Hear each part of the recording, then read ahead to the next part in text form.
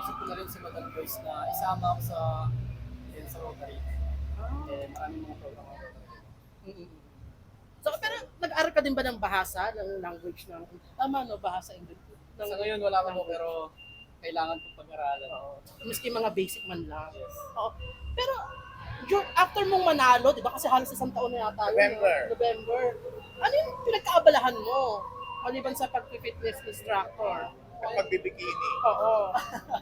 Ayun, ano na po tayo sa bikini ngayon eh. Wala na po tayo. Medyo Talaga lang ha. tayo lumuto tayo sa pagbibikini ngayon. Pero nakakalawo pa sila, sila ba yung the last? Sila, Basta. yung mga nakalaban mo din sa Cosmo. Hindi ka na sumasalod sa mga bikini? Hindi.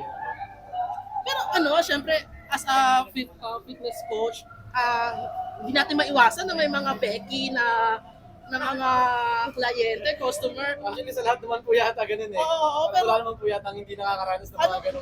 ano mo in-handle yung mga ganun parang nagpaparamdam sa'yo ng mga Becky na customer? Customers. Siyempre, kailangan accept na lang natin yung realidad, sabi nga nila. Yung mga ganun. Kumbaga, i-embrace na lang natin. Oo, pero wala naman bang parang lumalakpas dun sa nahawakan ka na kunwari So far, wala pa naman po. maski dito lang. Sa hat mo yan, wala bang check out. Pero at least you handle it well. Siyempre, kailangan din natin intindihin ng mabuti yung sa side din nila at the same time. Paintindi din natin yung sa side natin. Ay ko Kuya Jerry. Tahimik ko Kuya Jerry ngayon. Oo, tingin ko kayo, Eh, siyempre may mga camera eh. Isa lang.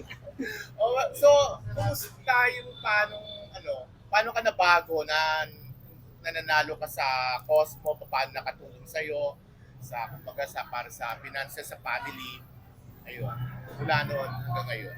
Siyempre po, ever since nanalo po tayo ng post, marami po tayong mga nakilalang tao. Ayun, nagbibigay sa atin ng mga rackets, Ayun, projects. Diamante. And I'm thankful po kasi na dahil sa pagkapanalo po sa post, ayun, kumbaga lumaki po yung network natin. Ganun. And yun kasi, blessings yun ni God eh. So, that's the plan, sabi nga nila, trust the process. And be happy kung ano yung mga natatanggap mo. Ano yung payo sa'yo nila Sir Mark at Miss Joyce? Always be humble. Di ba yung mga ganyan may mga mantra para Mga pagsali o parang inaano nila kasi yun eh. Ano meron ka bang gano'n? sa labi ka iba. Yung mantra yung parang, motto, ganun. Motto ila. oo, yung sinasabi mo lagi para mas, Para ma-motivate ka. Oo, na-motivate ka. Mga manifestations, oo, yung ganyan. gano'n. Every time na lumaban ako, sinasabi ko lang lagi sa isip ko, just enjoy the show and be yourself. Magpakatotoo ka lang sa laban. Hindi mo naman kailangan plastikin mo yung pagkatao mo para lang manalo ka eh. Basta magpakatotoo ka lang. Siyempre, kailangan, mahalin mo yung ginagawa mo. Kahit parang may mga matrona rin na nagkakagusto sa iyo, mga older women. Di ba? Parang, Meron ba? alam mo yan, Meron. Vicks. Ay! Ay, alam mo yan! Siya? Oo! So, kumusta paano kayo? ganon? Nagpaparamdam siya sa'yo eh. Meron! Meron. Ay, Oo. Nung birthday mo. Paano nga? Alam mo, may mga ganon. Ano po? Paano mo sila Alala mo, nakikipag-deal sa kanila? Kung ano nagpaparamdam man. siya sa'yo, mismo siya na yung gumagawa ng move. Oo. Para mapansin mo, ikaw, pakipot ka pa eh. That night, that night. Sa akin, wala pa akong masabi eh. wala na sa'yo. So, parang pinapawisan Kaya ako. sabi ko, huwag na ako magtanong eh. Wala pa akong masabi sa tanong eh. Wala. Blind item. Oo. Hindi, kasi wala din po akong idea eh. Kung ano yung sasagot for... Oo. Yun na. Pero paano ba yung may kahit hindi artista? Paano pag may mga ganon? Hindi. Siyempre, kapag mga indecent proposal din gano'n, kailangan maging careful din tayo, lalo na may mga title tayo. Siyempre, ayaw din naman natin na masira tayo sa iba, lalo na as a model, kailangan maging motivation tayo sa iba in a good way. Pero motivation ka din niya kasi. That, parang, Siyempre, mas pipiliin natin yung mas ninanais. at saka mas makakabuti. Hindi lang para sa atin, para sa iba na rin. Pero, kamusta naman kayo? Ano po? Ng mga friends. halimbawa, yung may mga halang gusto makipagkaibigan sa'yo ng mga matrona, mga ano, kung ano man, mas may edad na babae, gano'n. Paano pag halimbawa, sinasabi lang gusto Okay nila naman po makipagtikiman sa'yo. Paano? Pas po tayo sa ganun, syempre. Iba Pas na po tayo sa ganun. Hindi po tayo pwede sa ganun. Pero kung magkaibigan lang, okay lang. To be honest, pas po tayo sa mga ganun. Ngayon, pinagsalita mo kasi si Kuya Jem. Okay lang po yun, at least. Diba? Nagpakatotoo lang naman siya.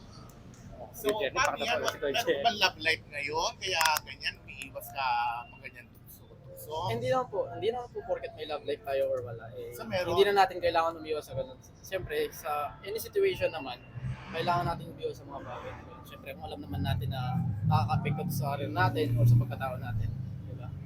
Alam naman na, matanda naman na tayo, alam na natin yung makakasama at hindi. So, kailangan maging aware din tayo. Pero Joey, single ka nga ba or taken ka? Matay ko. Taken Pero, siya. oh, di ba, yung sa Intramuros pa lang, di ba, taken? Opo. Kayo pa rin, hindi pa napapalitan. Ay, hindi po. I'm proud to be taken. Bakit ba? Pero ano yung advice ni special girl mo sa'yo? Ano yung mga parang, ngayong nalabang ka na, sinusuportahan. ngayong nalabang ka na sa Indonesia. Always support naman siya sa akin. And yun lang, sinasabi niya na know your limitation. Alam mo naman yung mga bagay na magpapakasaya sa'yo. Alam mo naman yung mga bagay na makakasama at hindi. Yun lang, support naman siya 100%. What's the best thing parang being a representative ng Pinas sa Man of the Year? I think for me, the best thing is being able to stand in front of many people para sa Pilipinas. So it's a big opportunity. Kasi marami naghahangad na ganito eh. And yung iba, dinadalagan nila na sana sila lang yung nasa pwesto. Pero minsan, may mga bagay na hindi natin expect na bigla na lang dumarating sa atin. And kailangan natin impression, kailangan natin panindigan. Ano yung mga may papayo mo sa gusto pumasok sa ganitong industry, kumbaga, sasali sa pageant, Bikini competition. competition, sa mga baguhan, kung may gusto man. Just be yourself. Yun lang. Be humble. Always be humble. So, kagaya ng payo nila, Mark. Yun lang. And mahalin mo kung ano yung meron ka. Be contented, be happy on what you have. And isa pa, don't compare yourself to others. Wow. Throughout your pageantry journey, ano yung natutunan mo na gusto mong i-apply sa pagsali mo sa Man of the Year? Very Miss Catriona. Yun, tulad ng mga sinabi ko before, yung mga natutunan ko, huwag mong ikumpara yung sarili mo. Kasi you have your own uniqueness, you have your own ability. Meron ka na wala sila. Although meron silang mga bagay na wala ka, kailangan panindigan mo yung kung ano mga bagay na binigay sa'yo at mahalin. Naapektuhan ka pa ba pag parang may mga naninira sa'yo, sinasabi, parang hindi ka naman deserving manalo dito, mas deserving yung iba. Sabi nga Meron nila, ka bang- good or bad publicity is still a publicity. So sabi nga nila, kung yung mga dating naninira sa akin, mga dating hindi believe, ngayon, naniniwala na sila. And I think, kailangan ko ng mga panibagong haters kasi yung mga dating haters ko, supporters ko na ngayon. At least na-transform mo sila into maging supporter. Hindi naman natin maaalis yun eh kasi, yun nga, it's a modeling industry, it's a artistry. Kumbaga, parte na ng industry to eh. Kumbaga, kailangan natin tanggapin yun. Hindi naman natin maaalis yun. Since before pa naman, ganun na yung mga nangyayari. Gaano ka confident na mauuwi mo yung corona?